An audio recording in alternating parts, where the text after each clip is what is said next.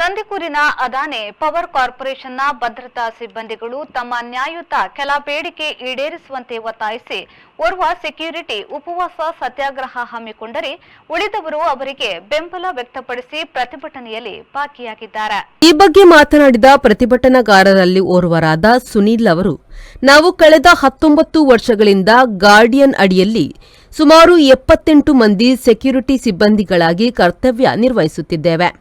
ಇತರೆ ಕಂಪನಿಗಳಂತೆ ನಮಗೆ ಯಾವುದೇ ಓಟಿ, ಸಿಎಲ್ ರಜೆಗಳಿರುವುದಿಲ್ಲ.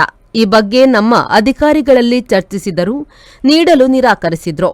ಸರ್ಕಾರದ ತುಟ್ಟಿಭತ್ಯೆ ಜೊತೆ ಒಂದಿಷ್ಟು ವೇತನ ಹೆಚ್ಚಿಸುವಂತೆ ಕಳೆದ 1 ತಿಂಗಳಿಂದ ಕಂಪನಿಯ ಕೆಲವೊಂದು ನಿಯಮಗಳನ್ನು ಪಾಲಿಸದೆ, ಗಡ್ಡಬಿಟ್ಟು, ಸೇಫ್ಟಿ ಜಾಕೆಟ್, ಹೆಲ್ಮೆಟ್ ಧರಿಸದೆ ಸೆಕ್ಯೂರಿಟಿ ಕೆಲಸ ನಿರ್ವಹಿಸಿ ಒತ್ತಾಯಿಸಿದರೂ ಕಂಪನಿ ಸ್ಪಂದಿಸುತ್ತಿಲ್ಲ. ಆ ಕಾರಣದಿಂದ ನಮ್ಮ ಸೆಕ್ಯೂರಿಟಿ ಗಾರ್ಡ್ಗಳಲ್ಲಿ ಓರ್ವರಾದ ಪ್ರತೀಕ್ ಹೆಗ್ಡೆ ಉಪವಾಸ ಸತ್ಯಾಗ್ರಹ ಹಮ್ಮಿಕೊಂಡಿದ್ದು, ಅವರಿಗೆ ನಾವು ಕಂಪನಿಯ ಭದ್ರತಾ ವ್ಯವಸ್ಥೆಗೆ ಚ್ಯುತಿ ಬಾರದ ರೀತಿಯಲ್ಲಿ ಬೆಂಬಲವಾಗಿ ಅವರೊಂದಿಗೆ ಪಾಲ್ಗೊಳ್ಳುತ್ತಿದ್ದೇವೆ. ಪ್ರಮುಖವಾಗಿ ಸರ್ಕಾರದ ತುಟ್ಟಿಭತ್ಯೆ ಜೊತೆ 5% ಹೆಚ್ಚಿಸಬೇಕು. ಸ್ಥಳೀಯ ಕಾರ್ಮಿಕರ ಬಗೆಗಿನ ವಿರೋಧಿ ಧೋರಣೆ ನಿಲ್ಲಿಸಬೇಕು. ಕಳಪೆ ಮಟ್ಟದ ಸಮವಸ್ತ್ರ ಸಹಿತ ಇತರ ಪರಿಕರಗಳನ್ನು ನೀಡದಿರುವುದು, ಈ ಎಲ್ಲ ನಮ್ಮ ಬೇಡಿಕೆ ಈಡೇರಿಸಿದ ಹೊರತು ಉಪವಾಸ ಸತ್ಯಾಗ್ರಹದಿಂದ ವಿರಮಿಸುವ ಪ್ರಶ್ನೆಯೇ ಇಲ್ಲ ಎಂದಿದ್ದಾರೆ. ನಾವು ಅದಾನಿ ಪವರ್ ಕಂಪನಿಯಲ್ಲಿ ಕಳೆದ 19 ವರ್ಷಗಳಿಂದ ಸೆಕ್ಯೂರಿಟಿ ಗಾರ್ಡ್ ಆಗಿ ಕೆಲಸ ಮಾಡ್ತಾ ಇದ್ದೀವಿ.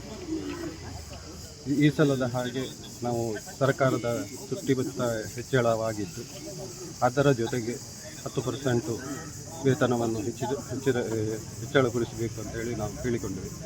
ಅದಕ್ಕೆ ಕಂಪನಿ ಯಾವುದೇ ಪ್ರತಿಕ್ರಿಯೆ ನೀಡ್ತಾ ಇಲ್ಲ. ನಾವು ಕರ್ತವ್ಯದಲ್ಲಿ ಲೋಪ ಬಾರದಂತೆ ಸೆಕ್ಯೂರಿಟಿ ಕೆಲವು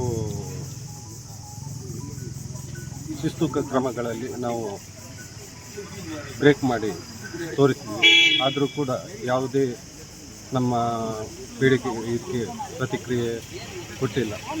ಹಾಗಾಗಿ ನಾವು ಮೊನ್ನೆನೇ ತಿಳಿಸಿದ್ದೀವಿ, ನಾವು ಉಪವಾಸ ಸತ್ಯಾಗ್ರಹ ಮಾಡುವುದಾಗಿ. ಹಾಗಾಗಿ ಇಂದಿನಿಂದ ನಾವು ನಮ್ಮ ಬೇಡಿಕೆ ಈಡೇರುವ ತನಕ ನಾವು ಉಪವಾಸ ಸತ್ಯಾಗ್ರಹವನ್ನು ಕೈಗೊಳ್ತಾ ಇದ್ದೇವೆ. ಎಷ್ಟು ಮಂದಿ ಇದ್ದೀರಿ ನೀವು ಸರ್? ನಾವು ಟೋಟಲ್ಲು 78 ಜನ ಸೆಕ್ಯೂರಿಟಿ ಗಾರ್ಡ್ ಬಂದಿದ್ದೀವಿ. ನಮಗೆ ಈ ಕಂಪನಿಯಲ್ಲಿ ಓಟಿ ಮತ್ತು ಸಿಎಲ್ ಯಾವುದೇ ಇರುವುದಿಲ್ಲ. ಕಂಪನಿಯಲ್ಲಿ ಕೇಳಿದಾಗ ಅದು ಕೂಡ ಕೊಡುವುದಿಲ್ಲ ಅಂತ ಹೇಳಿದ್ದಾರೆ. ಕೊಡಲಿಕ್ಕೆ ಆಗೋದಿಲ್ಲ. ಬೇರೆ ಒಳಗಡೆ ಎಲ್ಲ ಕಂಪನಿಗಳು ಇದ್ದರೂ ಕೂಡ ನಮಗೆ ಇಲ್ಲ ಅಂತೇಳಿ, ಸೆಕ್ಯೂರಿಟಿಗಳಿಗೆ ಮಾತ್ರ ಇದೊಂದು ತಾರತಮ್ಯ ನೀತಿಯಾಗಿರುತ್ತದೆ. ಈ ಸಂದರ್ಭ ಪ್ರಮುಖವಾಗಿ ಉಪವಾಸ ಸತ್ಯಾಗ್ರಹ ನಡೆಸುತ್ತಿರುವ ಪ್ರತೀಕ್ ಹೆಗ್ಡೆ, ಪ್ರಶಾಂತ್ ಕೆ ಎರ್ಮಾಳು, ಪ್ರಶಾಂತ್, ಸುರೇಶ್ ಕುಮಾರ್, ಪ್ರಕಾಶ್ ಮುಂತಾದವರು ಉಪಸ್ಥಿತರಿದ್ದರು. ಸುರೇಶ್ ಶರ್ಮಳ್, ವಿ4 ನ್ಯೂಸ್, ಪಡುಬಿದ್ರಿ.